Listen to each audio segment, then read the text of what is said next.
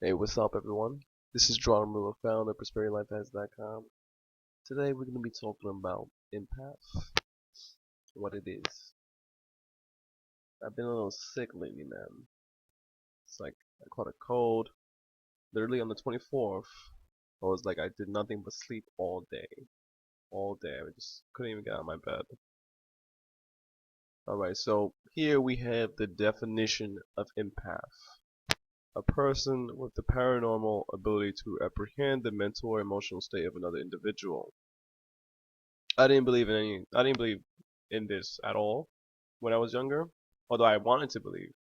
It just it was hard to actually understand that, which is really ironic because I ended up being a very empathic person. So it's kind of ironic. So being an empath is your ability to feel other people's feelings and also understand what they're dealing with mentally and emotionally. Some people are have empathy or are an empath, and yet they don't know how to explain it in words because they're not very in tune with the gift of empathy. This is a form of psychicness, although it is a little different from psychic. When we get into psychic is many skills in that one word. When we talk about empath, we can kind of be a little more specific. Empath is like when you just feel someone's feelings and when you can get you have an understanding of this person's kind of mental patterns. And even empath can be kind of like there's like degrees of what an empath is simply because empath is it's kind of a difficult skill to obtain or to have an awareness of being an empath. I think it's mostly the awareness. Like once you have the awareness of what empath is and kind of how to do it, you'll see that you've been doing it for such a long time. You just never realized it. All right, so I'll give you an example. I consider myself a pretty rational, logical guy. Most of the time, I'm pretty logical, but I'm not like super logical. Like I'm not like pre-calculus or calculus logical. Right? I didn't get my logic didn't go that far, but I'm pretty logical. I'm pretty rational. Yet I'm very sensitive to other people's like energies and very other people's emotions. In fact, I can kind of get easily drained out by other people's external kind of energies or their patterns or having to kind of match my flow with their flow. I can get very easily drained out, which is why sometimes I just kind of do my own thing. And this also ties into introvert and extrovert. Introvert, they get energy and they recharge from being at home. Extrovert, they get energy from other people. It's pretty cool.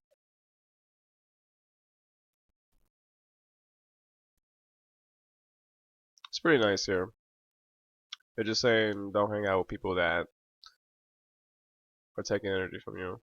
That's what an energy vampire is. Someone who's intentionally or unconscious or intentionally or not intentionally trying to take your energy. And there's a lot of like phenomena that are happening or that are occurring that most people are not aware of what it is that you're doing. It's like if you're doing something, like even if you don't know what you're doing, sometimes you could be just doing something.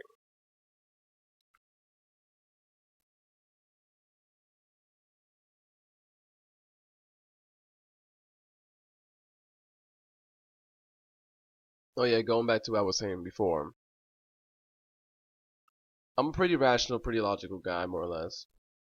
However, like there are times where I'm very adaptable to the person, to like the person I'm talking to, and I can generally get a feel of who they are and what they need me to be in order to kind of get the most amount of pleasure from the experience.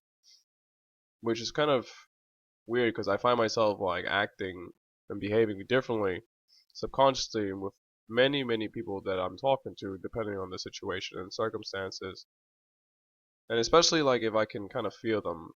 Now I don't feel like every single person, and that's probably because most people they don't have that vibrational charge, like their vibration is very low, so I don't feel them. That's my theory on it. Well, there are certain people that I can just feel, and it's not so much the words. The words is just what they're capable of saying at that time or what the amount of knowledge they have accumulated. So it's not so much the words, although the words definitely do help when you have the ability to explain the skills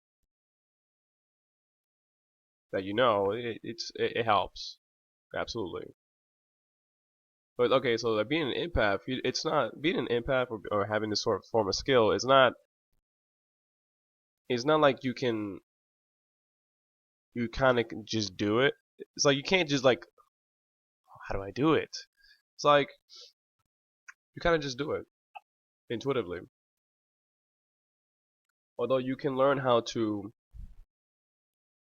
expand on the skill, especially through awareness. When you're aware of the skill in the first place, you can work on the skill. If you don't know that it's a skill, then you're not even going to be, you don't know you have it, you don't have it, you don't even know how to improve it. So you won't. So the first step is really awareness. If you want to see if you're an empath, you don't have to actually physically do any actual adventures to find out if you're an empath. You can find out if you're an empath simply just by looking at your history of like, okay, around these people I feel this way, around these people I feel this way, around these other people I feel this way. And if you have super like high awareness of those kind of circumstances and situations, and you know the energies and the emotions, it helps if you know the accurate wordings to describe the energy and the emotions. So you can be an empath, you can be empathetic. I hate saying that word. Yet you may not know how to use the words correctly. You may not know which words best describe each emotion. So for example, if someone is happy, how does that feel like? What does happy feel like? Can you describe it when you come across it? When someone's sad, can you feel it? Are you able to put the emotional state with the word properly?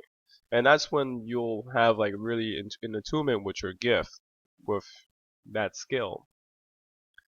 And this is a form of psychicness, by the way.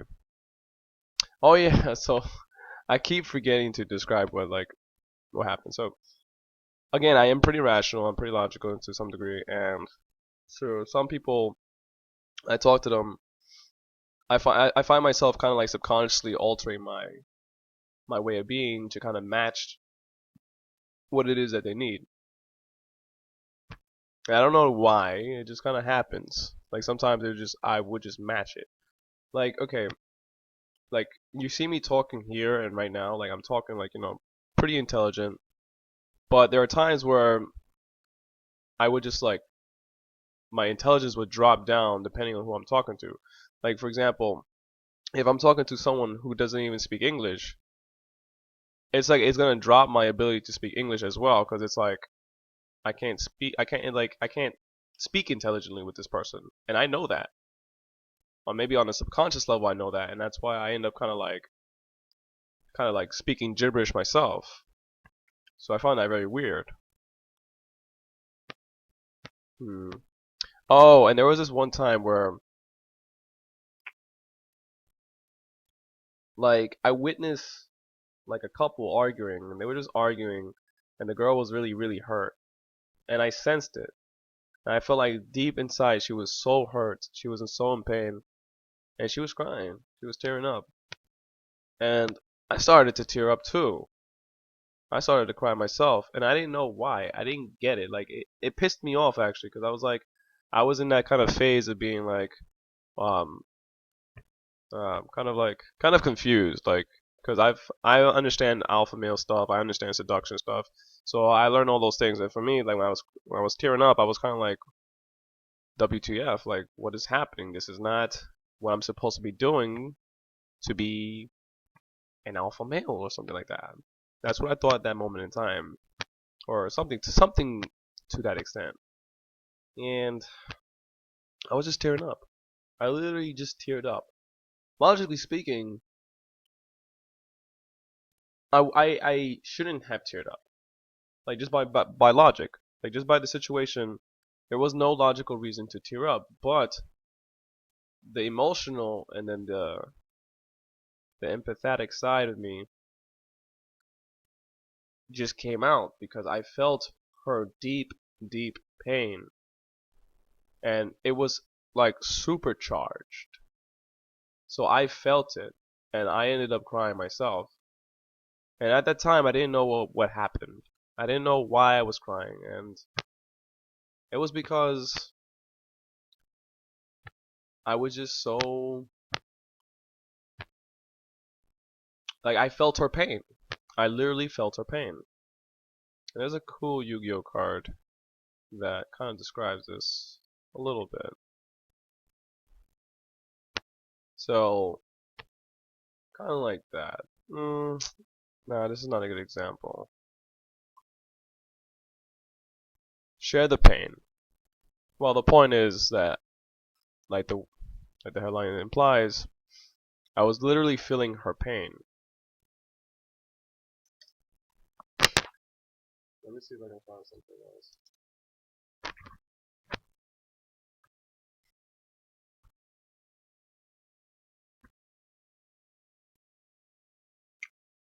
Alright. Okay, so the point of that was just I was able to feel her pain. And you can say that empathetic people are very sensitive to the emotion and energy of other people, which is why it can be very difficult to be social, honestly.